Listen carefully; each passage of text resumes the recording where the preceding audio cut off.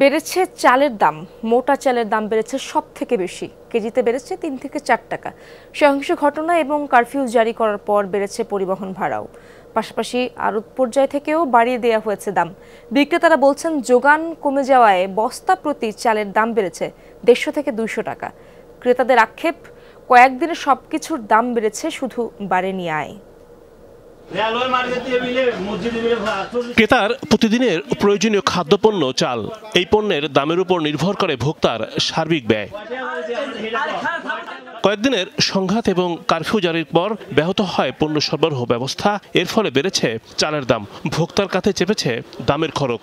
মনে করেন কয়েক বছর আগে বেতন কম আসছিল, এরপর আমাদের তৈরি তরকারি হাট বাজার করে কিছু টাকা হলে আমাদের ছিল। এখন যে পরিস্থিতি বেতন একটু বাড়ছে, বাড়লো, কিন্তু এখন পণ্যের দাম আরো বেশি বেড়ে গেছে।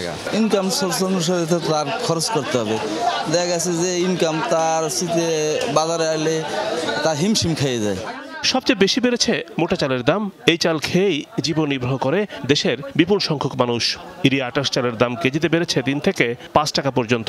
বলা হয় পরিবহন চলাচল কার্যত বন্ধ থাকার কারণেই দামের এই ঊর্ধ্বগতি। একমাত্র বাড়ার অজুহাতে উঠে, যেহেতু গাড়ি আসতে পারে না, একটু দাম বাড়ার কথা না, ওই কারণে বস্তা 1-150 বেশি, কেজি প্রতি 2 থেকে 3 টাকা।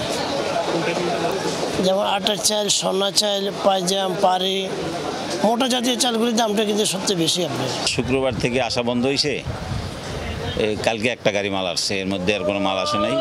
গাড়ি ভাড়া বেশি, কেজিতে 3 থেকে 4 টাকা। যেটা আমরা কিনতাম 2450, সেটা মানে 2650 কিনে যাবে, প্রায় 200 টাকা বেশি।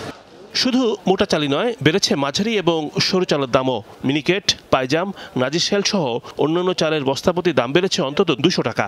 এক্ষেত্রে পরিবহন ভাড়া বৃদ্ধির সঙ্গে সুযোগ নিয়েছে আড়তদারও। ব্যবসায়ীদের অভিযোগ, যে কোনো ধরনের অরাজকতার সুযোগ নেয় এক শ্রেণীর মানুষ। আগে একটা গাড়ি 16-17 হাজার, 22-23 হাজার টাকা আছে প্রতি কেজি দাম। আবার মিলার আবার 2-3 টাকা 4 টাকা বাড়ালিস। মিনিকেট আগে কিন্তু আপনার 62, অন কিলো লাগে 66-68 টাকা। কারফিউ শিথিল করার পরে নতুন গাড়ি ঢুকলে বোঝা যাবে আসলে দাম বাড়ছে না স্থিতিশীল আছে। আর দেশে চালের পর্যাপ্ত মজুদ আছে, কিন্তু যোগান কম থাকার কথা বলে বাড়ছে দাম, নেই তদারকি কার্যক্রম। রিমন রহমান, যমুনা নিউজ, ঢাকা।